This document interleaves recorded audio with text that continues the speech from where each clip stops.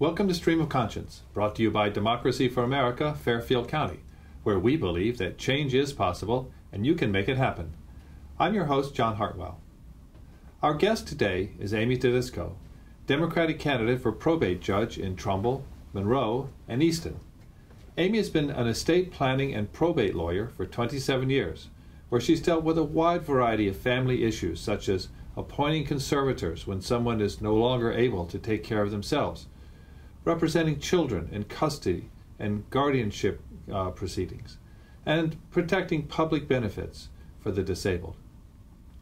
Amy, welcome to Stream of Conscience. Thank you. So nice to be here.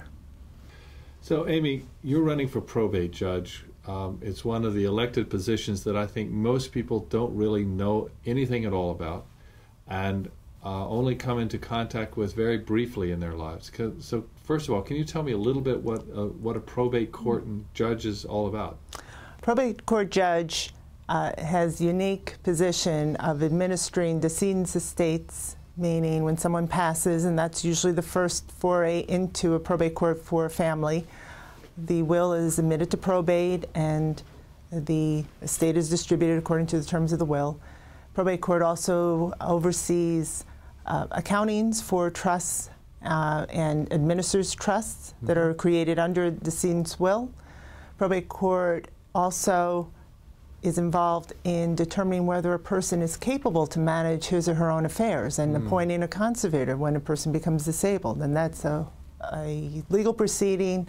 It is a contested proceeding. By that I mean due process rights are involved where the alleged incapable person is entitled to legal representation because, of course, their legal rights are at risk and are, their whole future depends on whether or not that determination is made that they are capable or incapable. The court also administers and is involved in the adoption of children, which is one of the happy things that occurs in a probate court. On the other side of family matters and children's matters, it's involved where people are not able to care for their children, so we deal with parental rights issues, guardianship issues, termination of parental rights. That is not usually a happy situation. The other aspect of probate courts is involves disabled individuals, and that aspect of the probate court requires a unique understanding and knowledge of the public benefit laws, especially Medicaid, as they affect a disabled person, because the court is involved in approving special needs trusts. So these are all really intensely personal family issues that only arise, well, in the case of death, everybody's going to go through that, so, but otherwise we're talking about places where people might no longer be able to take care of themselves and so they have to appoint a guardian, or where children are not being taken care of properly and you have to take them out of a home and put them in some other form of guardianship. It seems to me that this is a place that must be highly contentious, very emotional. What are the special things that you bring to this job? Well, after almost 28 years of having done this almost exclusively in my legal career, I think I've seen pretty much everything. I've seen the emotions and the tensions that arise when there's family discord, where families argue over the distribution of a will, where they contest the will, where one sibling, we have this case right now in the office, we prepared a will for an individual. He died recently, and in between the time that we prepared this will, he brought his father to another attorney and had the father sign a new will very close to when the father died, and so now there's a will contest in place. I bring that level of experience that I think you must have in a probate judge. You can't have someone coming in not knowing and not having this background, not having seen what families can go through, and not having the knowledge in the law. Because if you don't have that knowledge and don't have that experience, the only people who are going to suffer are the people who are before you. Bad no knowledge makes bad law and bad decisions. And I'm thinking, though, above and beyond the knowledge of the law, which is obviously critical, you can't be a judge in that situation without it. I would think that there's also really a strong need for empathy toward both sides, because these are highly personal. This is not always, could be, I suppose, sometimes economically driven, but many times I think people who would come into a probate court would simply be emotionally driven and looking for what they think is the best outcome for their loved one. And that's true. I mean, obviously, a probate judge is an arbiter of facts. Mm-hmm. He or she is there to assess the information and make a determination. My point is, though, that having been through the various matters, almost every single matter that the probate court does, I have done. You have an appreciation for what those issues are, and I think they add to the breadth of experience that one needs. If you could talk about some of those experiences, just to give people a feeling for what goes on in the court, and how you would look at it if you were becoming a judge. Well, I'll give you an example, and this sits, it's so fresh in my mind. I just had a hearing about 3 weeks ago in a court where I was representing two elderly people. The husband is 90, the mother is 87. Their son, who we had just discovered had embezzled over $180,000 of all their money, had the audacity to actually file an application to have his parents conserved, that they were not capable. And we went into court, and there were a number of administrative things that had not been done properly. The judge in that case, and this is to give you an example of when you don't have knowledge of what probate law is, what can happen, had just been elected and was hearing this matter, didn't follow any of the rules. There are certain rules that we have to follow when we're in court. Mm-hmm. A conservatorship hearing is a contested matter, which means rules of evidence apply. He dispensed with that. It was a free-for-all. He allowed the son to overrule and take over and gave him the forum, gave him the floor, had him go out. Objections didn't count. He didn't think it was relevant that my clients had not been served in hand by a sheriff, by a marshal, which is required. You must have personal service, a number of things.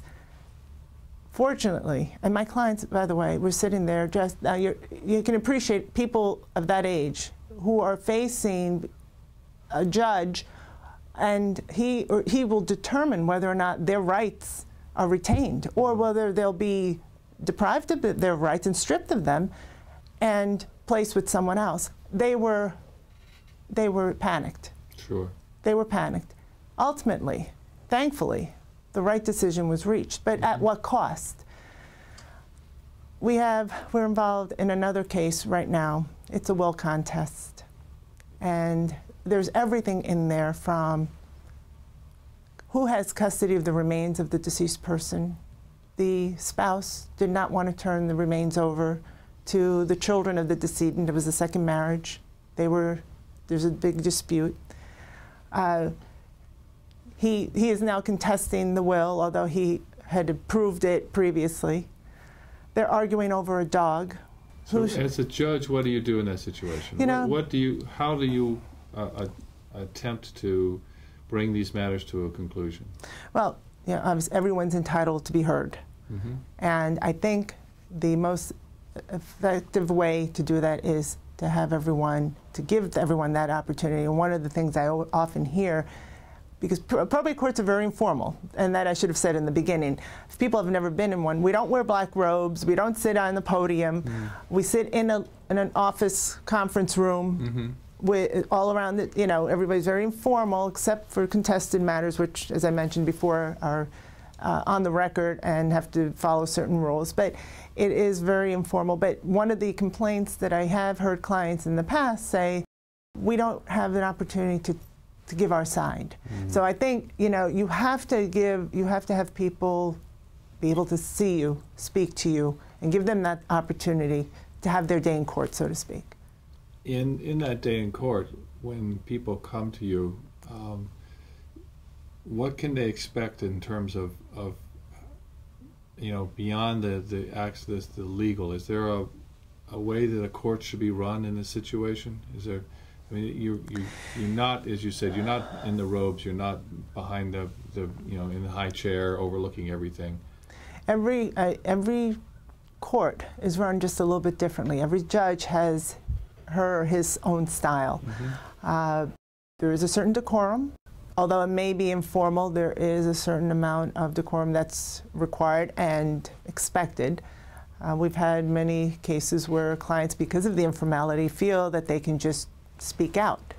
And the judge is quick to remind them that no, they need to be, they have an attorney and they need to speak through their attorney, or if the judge wants to hear from them, he or she will do so. But it is interesting that people do feel that they can just speak out. People talk about avoiding probate as an objective in life. So I'm sure that there are things that people should be doing to minimize the opportunity for coming into a court situation. Yeah, I don't necessarily agree. When people talk about avoiding probate, what I tell clients is probate is not the end of the world, and sometimes you do want to have the probate court there to administer an estate. For other reasons, and there are non-tax reasons, people choose to do living trusts. But those trusts still have to there's still some documents, or a few documents that have to be filed with the probate court even if you have a living trust. So you don't completely escape the probate court. It's not a bad thing. And when you hear these people say, oh, it took a year to settle my mom's estate, no. If you have someone capable and you have a court that's doing the job it's supposed to be doing and running it promptly, the total process could take 8 months tops, and that's from start to finish. Barring any challenges by the IRS or the state of Connecticut, which in most cases you don't have those issues because the estates, most people don't have $5 million and over. Once in a while we do, but. Well, thank you very much for coming in today. I'm sure that being a candidate is quite different from being a lawyer, and that you're out talking to people and moving it along. So good luck with that. I appreciate it. Thank you so much. Yeah. Thank you. That's our show for this week. We hope you enjoyed it. You can find all our shows on YouTube by going to youtube/user/DFATVNet. We're also on Facebook and Twitter. Or you can send comments or suggestions for a show to info@dfa-tv.net. If you'd like to learn more about progressive political action, we meet at 7 p.m. on the first Wednesday of the month at the Silver Star Diner in Norwalk. We'd love to have you join us. Remember, change is possible, and you can make it happen. This has been Stream of Conscience, and I'm your host, John Hartwell. Thanks for watching.